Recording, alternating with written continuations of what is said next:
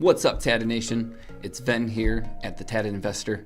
On today's video, I'm going to be doing a walkthrough of Airbnb's platform, also known as an OTA, which I talked about in my last video. I'm going to go through each tab and give you a quick breakdown of what you should be doing so that you can make more money. Okay, so to start, when you go into Airbnb.com, you want to go and create a hosting profile. There's a difference between traveling and hosting. So if you already have a traveling account, you're going to need to make a secondary one and connect the two. You can do that all through here in the top right tab. But this is what the setup looks like here at the top. Today, anytime you log into Airbnb.com, you will pop up onto this page. Just for clarification, my full name is Steven, but I go by Ben. So down here, you're going to see your reservations. This is just the display of kind of the top 5 things that operate this process when you have an Airbnb listing. And you can see that I have reminders so that I can see every single day that I open this up, the organization of Airbnb's platform. And then down here, which comes in very, very handy, is my favorite thing, contacting Superhost support. You can either send them a message or give them a phone call. If you are a Superhost, this is a pro tip. There is a different phone number that contacts you to Superhost support. It is different than standard Airbnb 24/7 support. These people do a lot better. They will help you out a lot more. And then the rest down here is all just little tabs that you can check out and kind of just explore the platform a little bit more there. So next on the list is your calendar. When you have a full calendar, this is where you're going to see all the reservations and you can actually look at the guests. You can click on the guest profile and get directly into their reservation to communicate with them, check the status, the payouts, the price points, the full nine. So next we have listings. This is where you're going to have access to the actual physical interaction of the listing. You, on the calendar, can click on the reservations that are currently in place. On the listings is where you go into the nitty-gritty and you're able to adjust, update, change your pictures, do whatever you need to do within that. Over here to the right, you can hit create a new listing. This is where you start the process, build it from the ground up.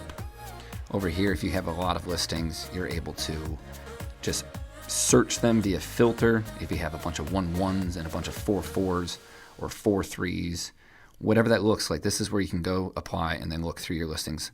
I know friends that have over 350 units, and this is one of the things they have to do so they can figure out where they need to get to while they're utilizing the software. Same with amenities, same with the listing status. Some of them are in progress, some of them are unlisted. So if you created a listing and you stopped or paused it, this is where you'd go back and find it if it's a lot of listings to go through. Obviously more filters, the ones that don't have instant booking and the ones that have required updates. Under listings specifically, as I stated, this is where you're going to be uploading all of your photographs. This is where you're going to create your title, your internal name, so that you can see what it is when you're looking at the left-hand side and where things are at. Because a lot of the properties we have are in similar locations, so we need to describe them differently so we don't get confused. This is one of the most important things along with the title. Create an engaging description. Use keyword optimization. Talk about the value you're providing with that property, what amenities you have within that property, and plug them into your listing description. This is where you post the number of guests. I recommend that you create a custom link so that you can send this to your friends, or you can email it as necessary, put it on Facebook groups, etc. Listing status. This is where you go to your amenities, and this is where you edit your amenities, which is where you do all your check marks and X's on what you have, what you don't have. I have a hot tub here, so I put a check mark there. Then you put the location, neighborhood description, what's around it. I recommend that you put in the local attractions into the description because all of this is keyword optimized so that it pops up through Google when people type in the location and what's around there. So if they're going to Great Wolf Lodge, my property is going to pop up somewhere in that algorithm. Same with Big Boulder Park, Jim Thorpe. All of these things are vital.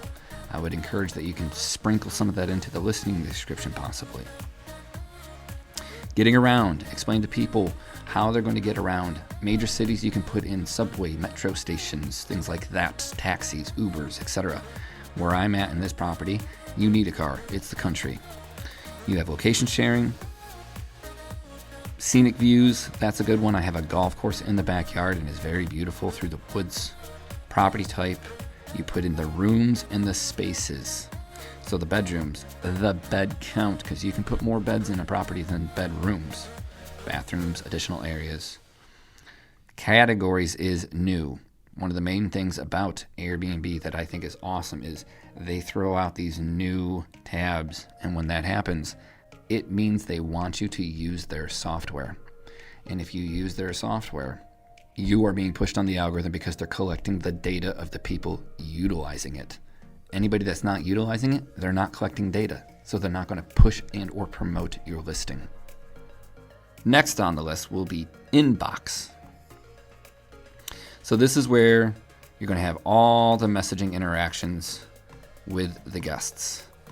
This is where you're going to keep all the communication that you're able to.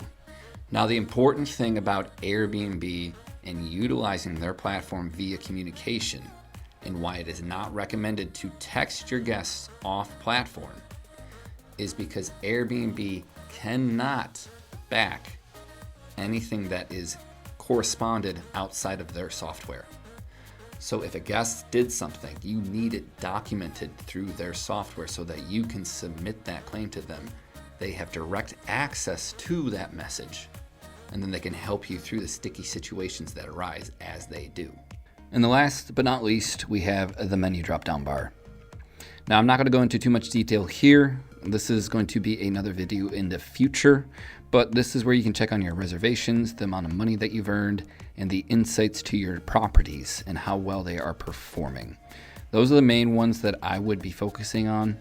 But yeah, aside from that, that is pretty much the rundown of the Airbnb platform for today's video. There you have it.